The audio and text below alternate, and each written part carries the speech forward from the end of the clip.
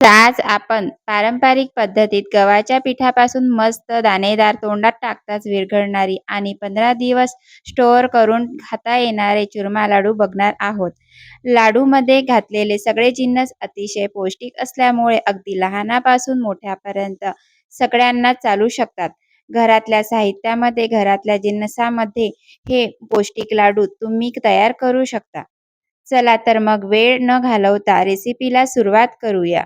सगळ्यात पहिल्यांदा इथे आपण एक मोठं बाउल घेतलेलं आहे आणि घेतलेली सगळी जिन्नस एखाद्या कपाने किंवा या वाटेने तुम्हाला मोजून घ्यायचं आहे. म्हणजेच लाडू बनवण्यासाठी तुमचं प्रमाण अजिबात चुकणार नाही. इथे आपण 2 वाटी रोजच्या वापरायचं चपातीचं म्हणजेच गव्हाचं पीठ घेतलेलं आहे. सेम वाटीने अर्धी वाटी मी रवा घेतलेला आहे. त्यानंतर 2 चम्मच तूप टाकून घेऊया. अगदी पाव चमचा यामध्ये आपण मीठ घालणार आहोत. म्हणजेच पिठाला सुद्धा अगदी छान चव येईल. आता पारंपरिक चुरमा लाडू बनवण्यासाठी एक वेगळं आणि विशिष्ट पद्धतीचं गव्हाचं पीठ वापरलं जातं.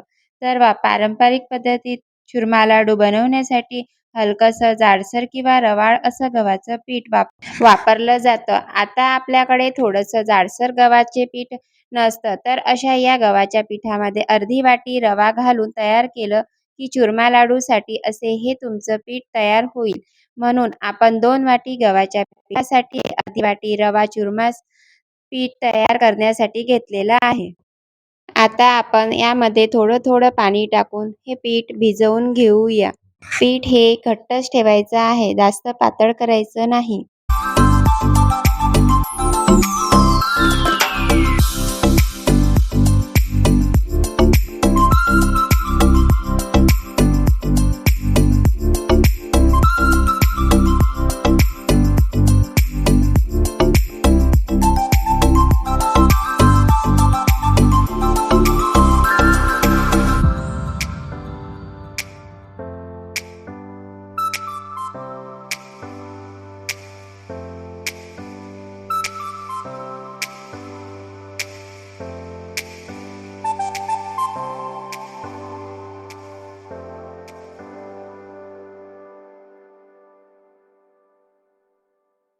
इथे आपला गोळा तयार झालेला आहे. अजिबात भिजत वगैरे ठेवण्याची गरज नाही.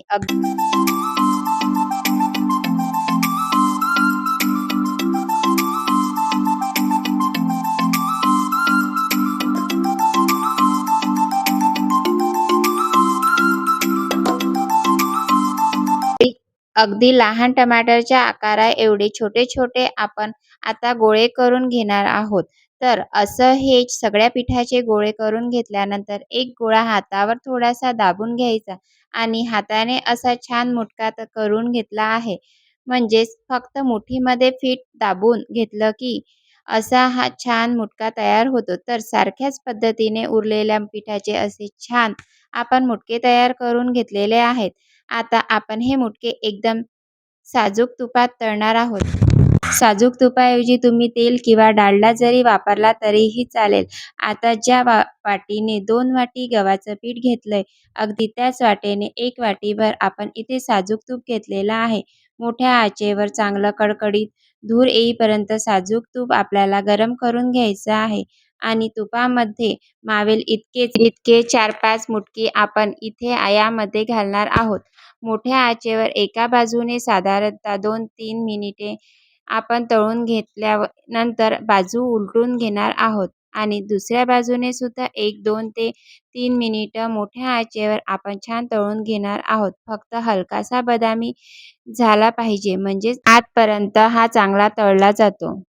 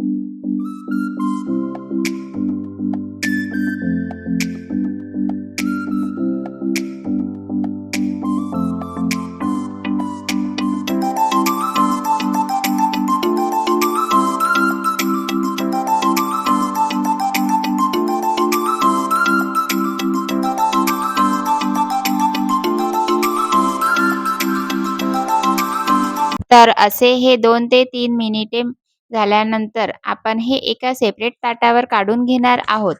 उरलेले मुटके अगदी सारख्याच पद्धतीने आपण तळून घेणार आहोत. असे हे खमंग खुसखुशीत तळलेले मुटके पंख्याखाली आपल्याला संपूर्ण थंड करून घ्यायचे आहे. आपले मुटके सुद्धा थंड झालेले आहेत.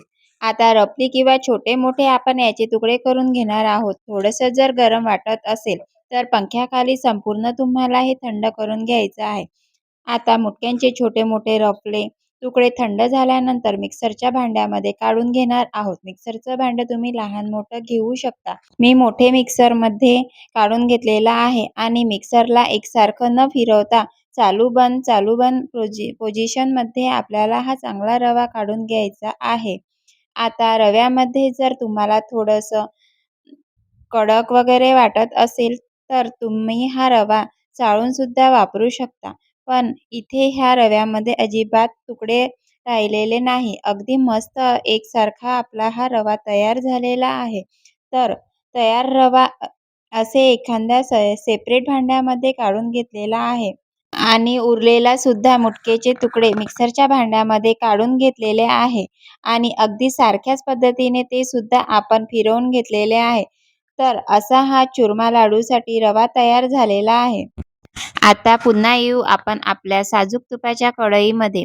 म्हणजे सुरुवातीला 1 वाटी साजूक तूप आपण गरम करून घेतलेलं होतं. त्यामध्ये आपण मुटके तळले तर उरलेले साजूक तूप पुन्हा चांगलं कडकडीत गरम करून घ्यायचं आहे. सारख्याच वाटीने 1 वाटी आपण बारीक चिरलेला गूळ घेतलेला आहे.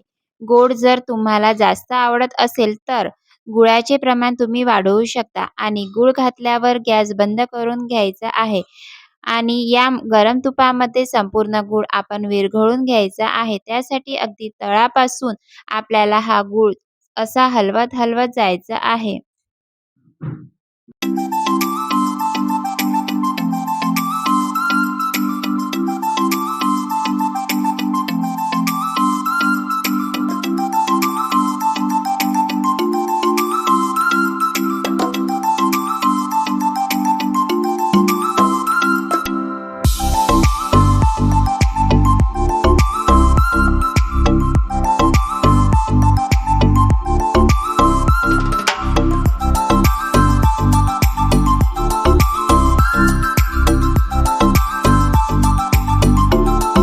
इथे आपला संपूर्ण गूळ विरघळलेला आहे.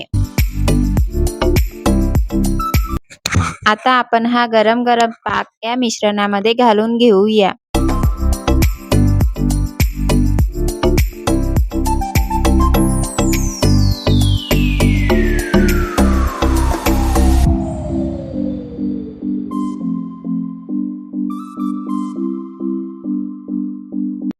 आता आपण गुळाचा पाक छान असा मिक्स करून घेऊया.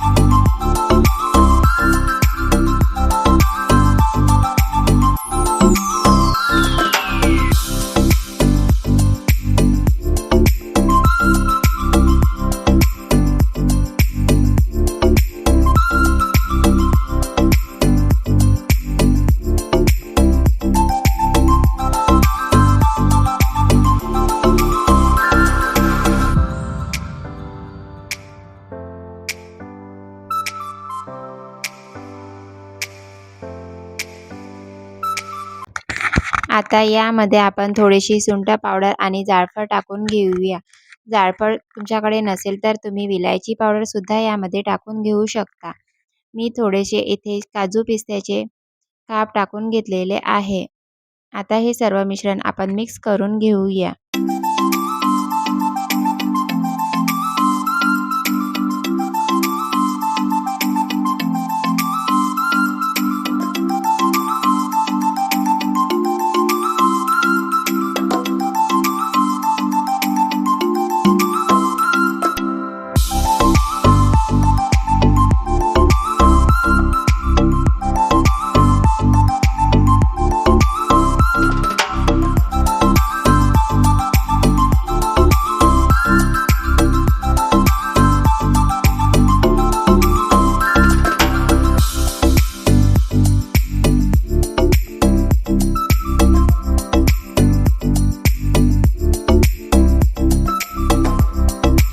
आता हे सर्व मिश्रण मिक्स झालेलं आहे.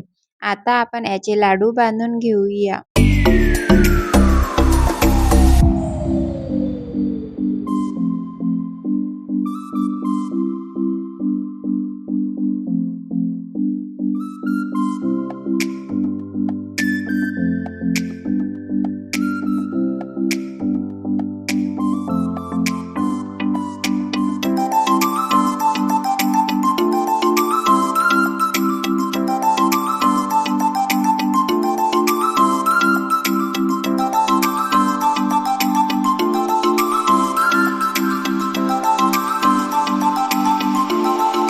परफेक्ट असा चुरमा लाडू आपला तयार झालेला आहे. अगदी सारख्याच पद्धतीने उरलेले सगळे चुरमा लाडू तुम्ही तुमच्या आवश्यकतेनुसार लहान, मोठा, मध्यम आकाराचा वळू शकता. इथे आपण मध्यम आकाराचे असे छान लाडू वळून घेतलेले आहेत.